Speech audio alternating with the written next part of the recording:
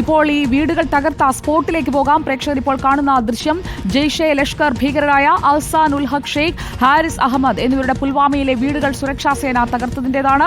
അഹ്സാൻ ഉൽ ഹഖ് ഷെയ്ഖിന് പഹൽഗാം ഭീകരാക്രമണവുമായി ബന്ധമുള്ളതായി സുരക്ഷാ സേന സ്ഥിരീകരിച്ചിരിക്കുകയാണ്. അഹ്സാന്റെ വീട് തകർത്ത മുറാനിൽ നിന്ന് ആദിൽ പാലോട് നമുക്കൊപ്പം തത്സമയം ചേരുകയാണ്. ആദിൽ പാലോട്, ഭീകരന് ഒളിയിടമൊടുക്കിയ സ്ഥലമാണിത്. ഇവിടെ അഹ്സാൻ താമസിച്ചിരുന്നതായി സ്ഥിരീകരിച്ച ശേഷമാണോ ഇപ്പോൾ വീട് തകർത്തിരിക്കുന്നത്? എന്തൊക്കെയാണ് വിവരങ്ങൾ?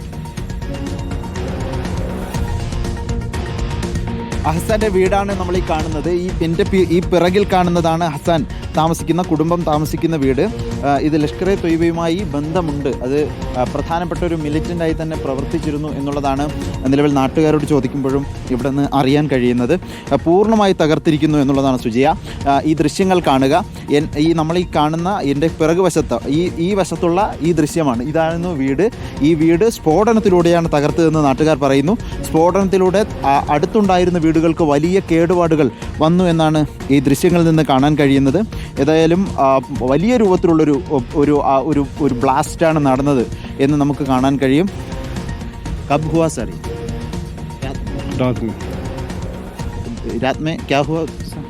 हमारे को पता नहीं, फौज आ गया तो 9, 9:30, 10, 11 बजे तो बहुत बड़ी धमाके हो गए. आवाज़ सारा ये इलाका लर्जा उठा. अहसान कर गए ये है सर? हाँ ये है. नेबर यहाँ को पहले खाली करवाया. ഇത് പൊളിക്കുന്നതിന് മുൻപ്, ഇത് ബ്ലാസ്റ്റ് ചെയ്യുന്നതിന് മുമ്പ് എല്ലാവരോടും പുറത്തിറങ്ങാൻ പറഞ്ഞു. ദുസ്കാം പഹലെ ഖാലി കിയ. हाँ पहले खाली किया, उसके बाद धमाका हो गया. ഈ ആദ്യം തന്നെ ഇവരോട് പുറത്തിറങ്ങാൻ പറഞ്ഞു. പുറത്തിറങ്ങിയതിന് ശേഷമാണ് ഈ രൂപത്തിൽ വീട് പൊളിച്ചത് എന്നുള്ളതാണ്. പൊളിക്കുമ്പോൾ നമ്മൾ ഉദ്ദേശിക്കുന്ന രൂപത്തിനപ്പുറത്തേക്കുള്ളൊരു ബ്ലാസ്റ്റിലൂടെയാണ് ഇത് പൊളിച്ചത് എന്ന് വ്യക്തമാണ്. അടുത്തുള്ള വീടുകളുടെയൊക്കെ മേൽക്കൂര വരെ ഈ വിധത്തിൽ തകർന്നുവെങ്കിൽ അതിൻ്റെ ഉഗ്രസ്ഫോടനം നടത്തിയാണ് ഇത് പൊളിച്ചത് എന്നതിൽ സംശയമുണ്ടാകില്ല. വീട് പൂർണ്ണമായും തകർന്നിട്ടുണ്ട് എന്നുള്ളതാണ്. പുൽവാമ ജില്ലയിലാണ്, മുറാൻ എന്ന മേഖലയിലാണ് ഈ വീടുള്ളത്.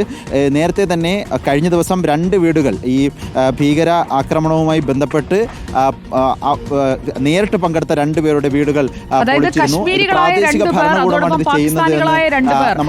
കൃത്യമായി ഇപ്പോൾ ജമ്മു കശ്മീർ പോലീസ് തന്നെ ഐഡന്റിഫൈ ചെയ്തിരിക്കുന്നത് അലി ഭായി, അതായത് തൽഹ പാകിസ്ഥാനിയാണ്, ആസിഫ് ഫൗജി പാകിസ്ഥാനിയാണ്, ആദിൽ ഹുസൈൻ തോക്കറുടെ വീട് കഴിഞ്ഞ ദിവസം തകർത്തിരുന്നു. ഇന്നിപ്പോൾ കശ്മീരിയായ അഹ്സാന്റെ വീട് തകർത്ത ഇടത്താണ് ആദിൽ പാലോട് തത്സമയം വിവരങ്ങൾ നൽകിക്കൊണ്ടിരിക്കുന്നത്. അഹ്സാൻ ഇങ്ങനെ ഭീകര പ്രവർത്തനവുമായി ബന്ധപ്പെട്ട് പ്രവർത്തിക്കുന്നതായോ മറ്റോ അവിടെയുള്ള ബന്ധുക്കൾക്കോ നാട്ടുകാർക്കോ ആർക്കെങ്കിലും അറിവുണ്ടായിരുന്നോ? എങ്ങനെയായിരുന്നു അഹ്സാന്റെ അവിടേക്കുള്ള വരവും പോക്കുമൊക്കെ? ആദിൽ, അതുകൂടി ചോദിക്കാം. ഉറപ്പായും ചോദിക്കാവുന്നതാണ്. ഈ നാട്ടുകാർ പലരും ഇത് കാണാനായി ഇവിടേക്ക് എത്തിയവരാണ്. ഈ പരിസരത്തുള്ളവരാണോ എന്ന കാര്യത്തിൽ സംശയമുണ്ട്. പലർക്കും കൃത്യമായ ധാരണ ഇതിനെക്കുറിച്ച് ഇല്ല. ഏതായാലും ഈ ആപ് കഹാ രഹത്തെ? मैं दूसरे गांव का रहने वाला. दूसरे का? ये आसान को पता नहीं? कोई पता नहीं. അഹ്സാനെ കുറിച്ച് പലർക്കും അറിയില്ല എന്നുള്ളതാണ്. പലരും പ്രതികരിക്കാനും മടിക്കുന്നുണ്ട്. ഏതായാലും ഇവിടുത്തെ നടക്കുന്ന സംഭവത്തെക്കുറിച്ച് ചോദിച്ചാൽ വളരെ നമുക്ക് ദൃശ്യങ്ങളിൽ കാണുമ്പോൾ തന്നെ അറിയാം. നമുക്ക് അഹ്സാൻ को पता है क्या? कौन? अहसान.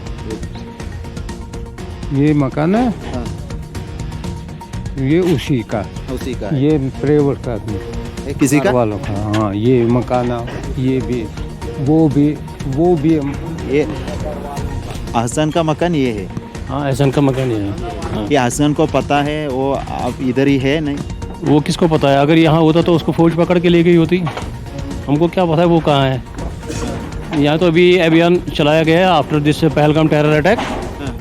Government has issued orders to the security agencies to demolish the belongings and properties of these active militants. This is the process and this is the outcome of that order.